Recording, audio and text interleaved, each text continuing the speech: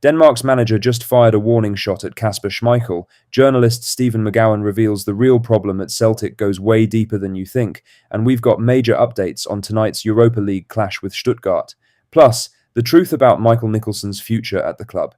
It's been an absolutely massive 24 hours, but first, make sure you like this video and subscribe to the channel for more Celtic content. Denmark manager Brian Riemer won't hand Kasper Schmeichel a start based on reputation alone. The Celtic goalkeeper has come under serious pressure this season, with a string of errors for the Hoops putting him right under the microscope. That scrutiny has followed him back home ahead of Denmark's World Cup playoff against North Macedonia next month. Riemer addressed the situation head-on. He said, "Stand by what I said, Kasper is my first-choice goalkeeper. He was in goal for the last game we played, and we're taking that as a starting point, and that's why he's officially our number one goalkeeper right now. But no one is guaranteed a permanent place in the Danish national team. This applies to Kasper Schmeichel, Pierre-Emile Højbjerg, or Rasmus Højlund.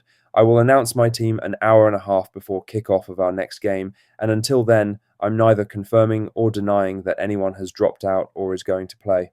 I will always pick what I consider to be my best team, and how I do that is by looking at the players and their performances, and looking at the composition of the group that will play. I follow my heart, and that doesn't always mean that I do what everyone else wants, but I follow my heart and pick the team I think is right. No one is guaranteed a place, regardless of what position they play and who they are. It's a strong endorsement on the surface." Riemer has publicly labelled Schmeichel his number one, but he also left the door wide open. When a manager goes out of his way to say nobody is guaranteed a place, including senior figures like Pierre-Emile Højbjerg and Rasmus Højlund, the message is obvious. Form matters. Schmeichel's form at Celtic has been patchy at best this season. Big mistakes have cost the club, but his teammates have stood by him. That shows unity within the squad. Riemer says he follows his heart. If the mistakes continue, sentiment will not save anyone. For now, Schmeichel remains Denmark's first choice. The next few weeks for club and country will determine how long that label sticks. Celtic face a grueling run-in with a title fight on their hands. They're preparing for tonight's playoff clash with Stuttgart, but one eye will be on Sunday's Glasgow derby at Ibrox. That fixture could shape the remainder of the season. The margin for error is as slim as it gets, every win as vital as the next. Now for the main story, as journalist Stephen McGowan has gone straight for the jugular over the current disconnect at Celtic. Speaking on the BBC's Scottish Football podcast, the experienced journalist laid out what many supporters already suspect. The issues at the club run deeper than one bad window or one unpopular decision. A turbulent campaign sees the club sit third in the Premiership, and a clash at Ibrox staring them in the face this Sunday. The current predicament falls at the door of the club's hierarchy. Recent meetings with fan representatives have offered very little in the way of a structural overhaul. McGowan didn't dress it up. He said, "The problem for Celtic is that they need change, but nothing changes until everything changes. The only thing that's going to bring meaningful, tangible change is if there's a change of ownership. At the moment, Dermot Desmond has shown absolutely no sign of selling up. For him to sell his 34-35%, it would take something in the region of £100 million or thereabouts. I don't see anybody queuing up to pay that money for what would be a minority stake in a football club. That is the reality. Dermot Desmond holds the power, and unless someone finds 9 figures for a minority slice, nothing shifts at the top. There is no sign of that happening. In the meantime, supporters are left watching a club that feels rudderless. At a recent meeting between the Celtic Fans Collective and interim chairman Brian Wilson, there was a clear refusal to entertain the idea of Chief Executive Michael Nicholson stepping down. McGowan explained why that stance is being taken, even if the mood tells a different story. The club can't say that publicly. They can't come out and say, yes, our chief executive has to go.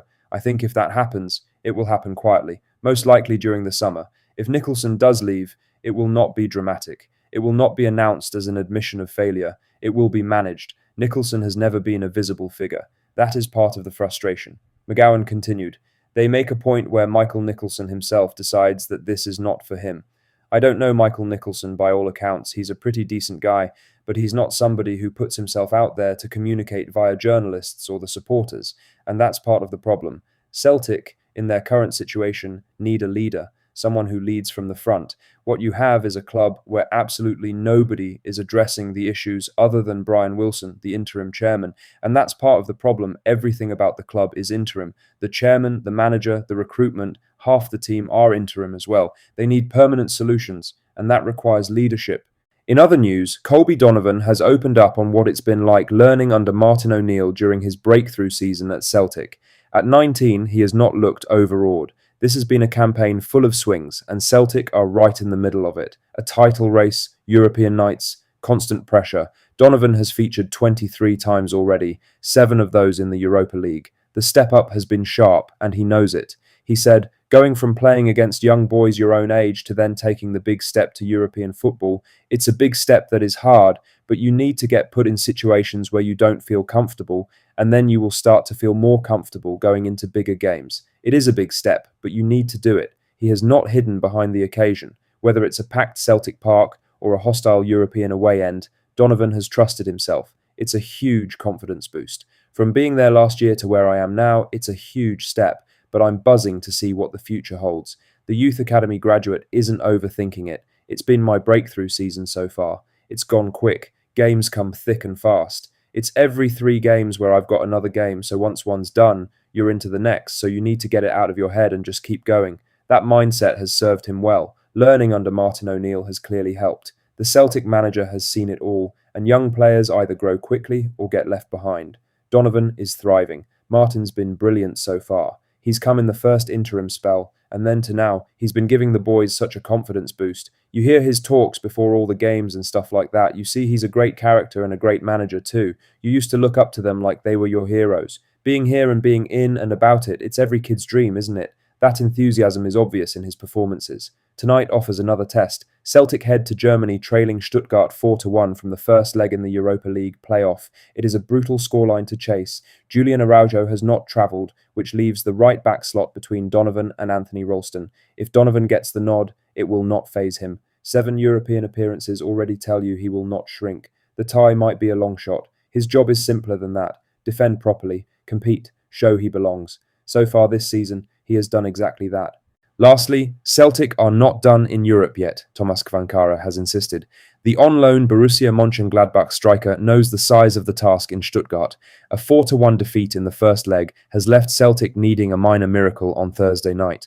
Martin O'Neill's side were opened up too easily at Celtic Park. Stuttgart punished them. The Hoops never really recovered. 3 goals down in a knockout tie is usually the end of it. Kvankara is not buying that. He said, "The coach already said that it's not over. We're still in European competition, and we have to do everything possible on the pitch to keep going. Of course, we know it will be a difficult game. They've already shown their quality in our stadium, but we are focused on this game and we have to go for it. We conceded some easy goals last week.